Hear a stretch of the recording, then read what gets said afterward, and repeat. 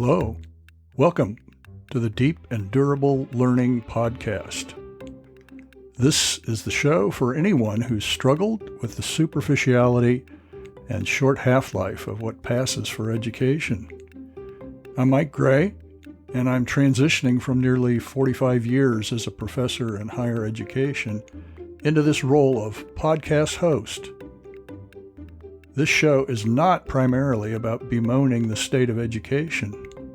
Instead, I'll offer a positive, practical vision of how your learning can become both deep and durable.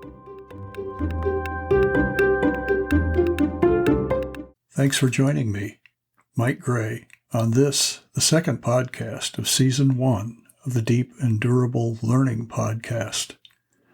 Episode 1 explored the big picture of where we're going and who I am. If you haven't heard the first episode, I encourage you to do so to get some helpful context. This podcast will begin a multi-episode exploration of what we mean by information. Information is a basic and yet terribly misunderstood ingredient in the learning process. You no doubt know that we live in the information age. I'll argue today that the widespread availability of information is not an unmitigated good. Stay tuned for the dark side of information. We're exploring information today because it's a basic ingredient for learning. Learning can't exist without information. That's true of deep and durable learning, but deep and durable learning is much more than accumulating information. So we could ask the question, why is easy access to information 24/7 not a good thing? Well, there's lots involved in the answer, and we're just going to skim the surface today, but we'll basically make 4 points. First of all, misinformation is mixed in with information, and misinformation is rampant. Another reason why easy access to information 24/7 is not a good thing is that nobody is screening misinformation, marking it, removing it.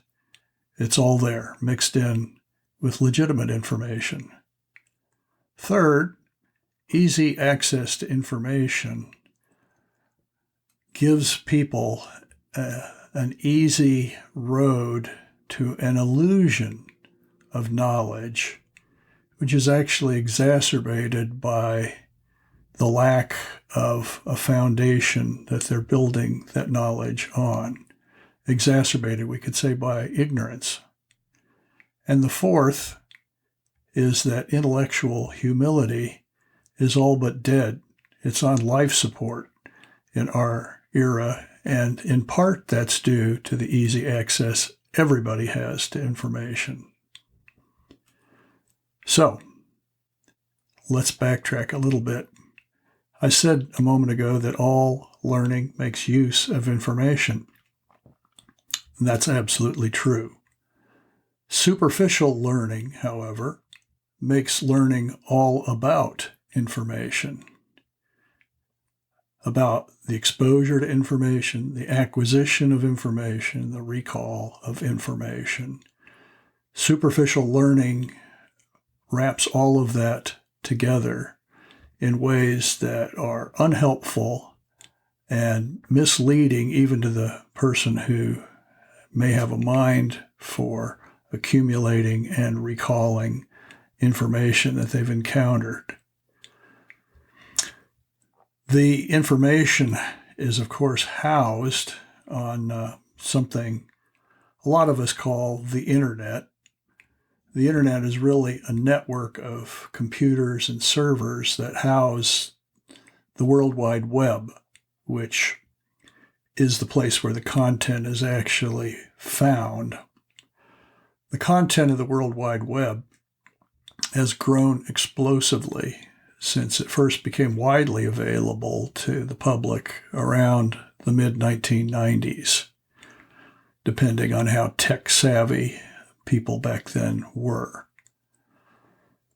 The whole concept of the World Wide Web was, and largely still is, to avoid bureaucracy and arbitrary authority, to allow an exchange of information.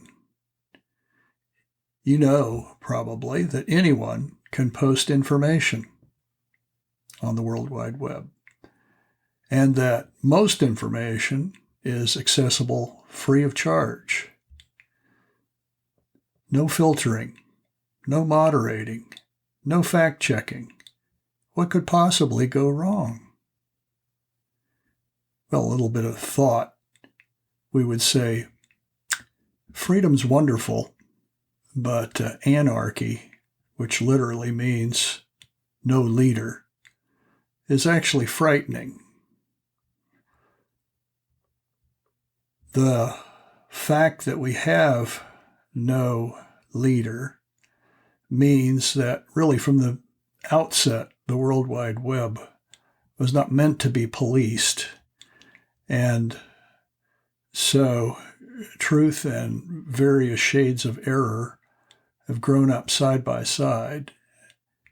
Misinformation is rampant on the World Wide Web.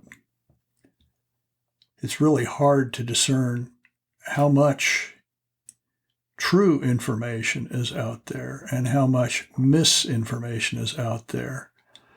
But it's clear that misinformation is readily available, and that's concerning.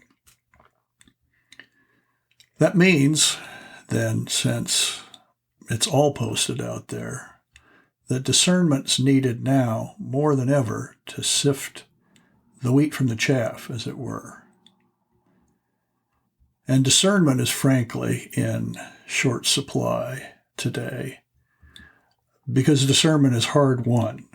And that's not really the topic for today, but it's a prerequisite for making appropriate choices about what's information and what's misinformation. These days, there's a wretched substitute for discernment, and it's called tribalism. I don't need to be discerning if somebody from my tribe posts something, because my tribe is always right. We have the people who have got it straight, the people who have interpreted data correctly, the people who have taken positions that show that the other tribe, your tribe, let's say, is always wrong. And so I really don't need to think seriously about the claims of your tribe because I already know that my tribe has vetted your tribe, that it's been weighed in the balances and found wanting. Now, in future podcasts, we will talk about discernment, but discernment, I said a moment ago, is hard won. It's the fruit of deep and durable learning. And this podcast is all about trying to move past superficiality into deep and durable learning. And discernment will come as you apply yourself to move past this superficial approach of information as something that needs to be accessed and accumulated and recalled for access and use in the appropriate or maybe not so appropriate situation.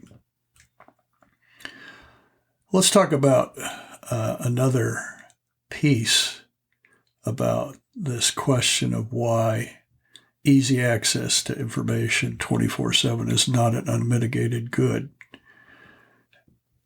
The truth is that easy access tends to lead to arrogant ignorance. Arrogant ignorance. There actually is a well-studied cognitive psychology dynamic in play, and it's called the Dunning-Kruger Effect. The Dunning-Kruger Effect. If you can imagine a graph in front of you, the vertical axis would be the confidence that an individual has in a position that they're taking.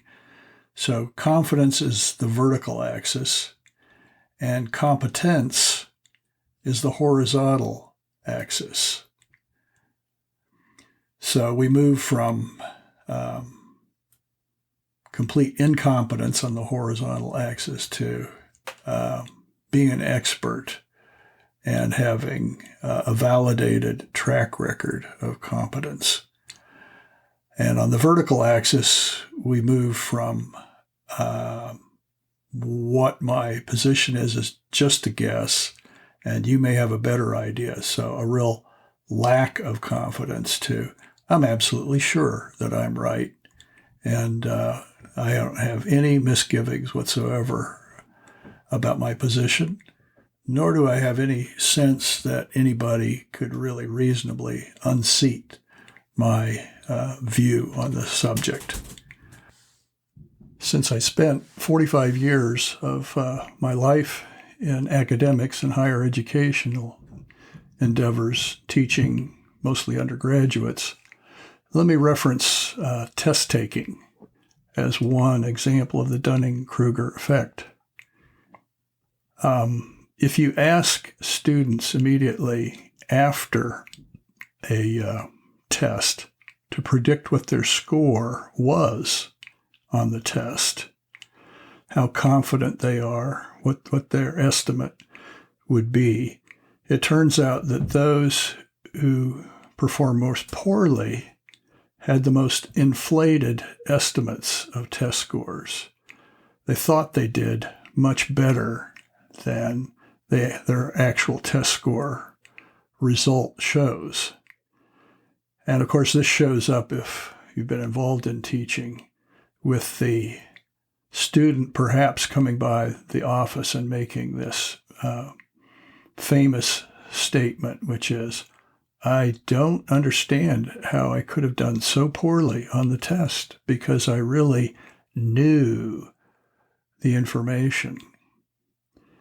At that point, I usually gently try to help the student understand they have a different view of what understanding involves. They have not estimated their understanding appropriately, and perhaps they need to prepare differently in the future. Well, since we're talking about the Dunning-Kruger effect, I'm asking you to imagine a graph, and there's a place that you can access an illustration, the graph. This is a good time to talk about my blog, which is available on the website for all of my endeavors, podcasts, and other resources. And that's located at www.deepanddurable.com. That's deep and durable, spelled out A-N-D, deepanddurable.com. What you'll find is for every podcast episode, there'll be a related blog post, and the blog post is complimentary. It does some things we can't easily do on an audio recording, and one of the things is provide graphics, for instance, but the blog post is not simply a repeat of the podcast, but approaches it a little bit differently, provides some academic references if you want to track some things down. And in general, it provides a complementary perspective for those who want to go a little bit deeper, deep and durable learning. Well, another illustration, because I know not all of you listening are teachers. Many of you want to improve your own learning or the learning of your children. So let me use something else as an illustration, and that's COVID-19, which I think is a perfect illustration, while at the same time many of you don't want to hear anything more about COVID-19. And there certainly is tribalism involved in the public's disposition about COVID-19. I don't want to lose half my audience. So let me just make a few observations if they strike a discordant note with you. COVID, although well within my expertise as a microbiologist, is not the main thing that this podcast is about, or my presence on the World Wide Web is about. So a few things to illustrate here the way that the Dunning-Kruger effect of confidence versus competence is set up is that in the midst of the pandemic, there was extraordinary transparency, still is, in publishing articles, scientific articles in particular, related to COVID-19. So paywalls were dropped by many major scientific journals. Pre-release of data and interpretations of the data before they'd been peer-reviewed was also done, and the articles then were made available to everyone. Well, a little knowledge is a dangerous thing. And this move to transparency actually, I think, has blown up. And it's blown up, again, because most people do not have the conceptual framework, would be one way to refer to it, the knowledge and understanding base to handle responsibly what's been released to the public, which is largely articles that were written by and for scientists. And what we have observed, when I say we, I'm talking about me and my scientific colleagues, is we have the strongest positions taken by those who have the least demonstrated competence. For instance, I'm thinking right now about a Facebook post from someone that trumpeted the fact that this ridiculous RT-PCR test by the CDC was going to be discontinued because it was such a horrible test. Well, I doubt the person who posted it, because I know their academic training, has any idea about what RT-PCR is to begin with. Certainly not the fact that the PCR insight into magnifying DNA or RNA was actually a Nobel Prize winning discovery by Carrie Mullis some years ago, and is viewed appropriately in the scientific community as the gold standard of testing. What was discontinued was one version the CDC put out early in the pandemic of this extremely sensitive test. And it was something that was announced in advance so that if people who are using that were aware, they could switch to what were now commercially available tests, which it had more time to be developed and vetted. And yet there's still PCR tests. There's still RT-PCR tests, just conducted a little bit differently. Again, lots of technical detail, and there's no reason to go into what PCR actually involves. On the other hand, so we got great certainty from people who don't really have the basis to have that certainty.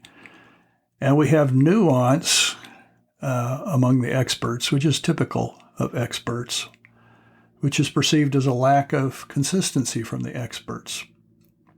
I mean, the reality is we're all in the middle of the COVID-19 pandemic where knowledge is evolving as it always does, as science proposes hypotheses and tests them, and hypotheses fall by the wayside.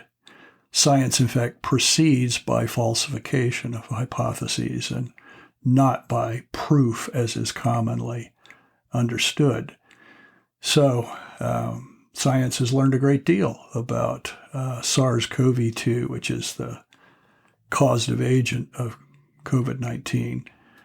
Things we did not know in January or February of 2020 that we now know, and things that we're still learning, including things that we're learning about the vaccines. So what we really have could be labeled by those who lack the professional competence, who've never really, the individuals I'm thinking about that I know have posted things, have no scientific training, and yet they're very confident about their positions. A way of labeling this is sophistry, which is the use of a fallacious argument. So one example of a fallacious argument is masks don't work. Masks don't work. It's an invasion of our individual rights, and they don't work anyway. This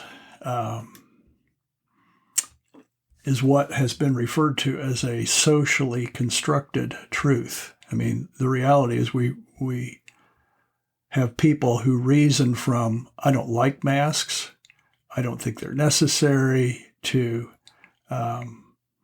that gaining the status of truth, as opposed to the objective truth that science is working toward.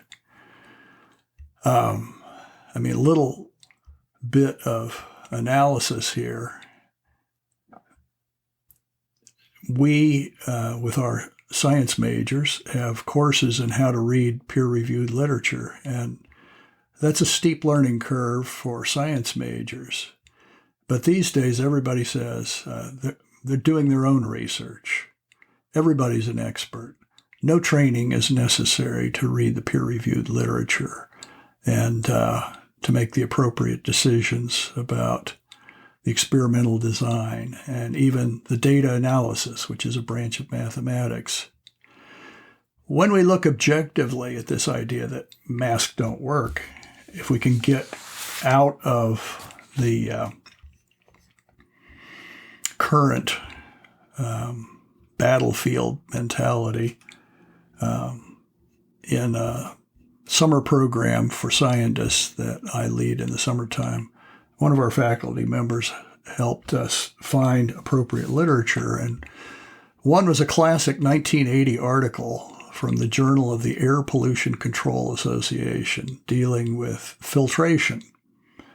HEPA filters, high-efficiency particulate filters, and N95 masks would come in this under the purview of this article. The idea that an N95 mask is rated as trapping 95% of the particles, 0.3 micron particles, and that viruses are smaller, and therefore the mask would not filter the viruses, is a misunderstanding. As this article points out, the N95 mask is actually performs most poorly at the 0.3 micron size and does much better for things that are smaller and things that are larger. That's not intuitive, but it's also not a matter of controversy. That's a 1980 article about filtration. We could also go to dozens, if not hundreds, of studies involving the effectiveness of masks and HEPA filtration with viruses that are smaller than SARS-CoV-2 and demonstrate the same point, that those viruses are effectively trapped by N95 masks and by HEPA filters. Indeed, the work we do in biological safety cabinets is based on HEPA filtration being almost the equivalent of sterilization. And handling viruses that can infect humans has always mandated these biological safety cabinets, as well as masking by the individuals who use them, and with good reason. And I think if you were observing a surgeon, you would be horrified if the surgeon were not wearing a mask during the surgery. So there is a backward reasoning from, I don't like masks, I don't think the government should make me wear a mask, to, I don't think they do any good, and here's cherry picking of some things I read in various sources or that somebody else cherry picked for me, and I find them credible. So the Dunning-Kruger Effect again says, the less competent you are, the more confident you are, or tend to be. So what's the solution to the Dunning-Kruger effect? And I think the answer is clear. It's intellectual humility. Intellectual humility. The exact opposite of arrogant ignorance. What I need to do is recognize when claims are being made that are out of my field of competence. And for most people, that's COVID-19. You can't possibly learn, when we're talking about deep and durable learning, you can't possibly learn when you're posturing that you already know, that you're already confident. What we need is people who are humble enough to admit when we're in an area that they don't have understanding in. Historically, if we weren't in the pandemic, I think most people have a relationship with their physician. If the medical community says they need surgery, they trust their surgeon. And there really is no reason why all of a sudden we need to posture as though we know more than people who've spent years, perhaps decades, mastering an area for the benefit of their fellow humans. So really what we're getting at here is a problem of what it means to know. And a simple definition of knowing is justifiable belief. So when faced with somebody who making a statement like masks don't work, you can ask them for their sources and ask them for the conceptual basis on which they can justify that position. What we're dealing with is a fundamental disconnect about what constitutes knowledge. How do we know? How do we have confidence? And there are no private truths. Science proceeds on that basis. We can eliminate a lot of ideas over time through experimentation, but the data don't lie, something I was told over and over again in my graduate school experience. So there are no private truths. You can't socially construct a position with regard to something this straightforward as the epidemiology of the pandemic that we're in the middle of. So to wrap it up, we have unprecedented access to information, but misinformation is rampant, and misinformation is not screened. Nobody's vetting it. Misinformation can often lead us to an illusion of knowledge or even an accumulation of things that are true information, but they're exacerbated by the fact that they're not justifiable by me, by my ignorance. So an illusion of knowledge that's exacerbated by ignorance. this arrogant ignorance as something to be avoided and replaced by intellectual humility, which right now, as I've said, is on life support. The solution to superficiality, then, is to recognize that information is not the same as knowledge or understanding. Discernment will help us to detect misinformation and illogic, and discernment will give us an appropriate humility about what we already know and about how much more there is to learn.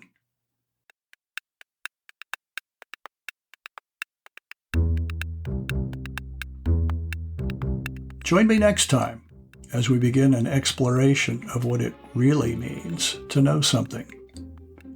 If you want to explore my blog posts, look at other resources I've produced, or contact me, Mike Gray, you can do all of that by going to my website, deepanddurable.com. That's deep and A-N-D, durable.com.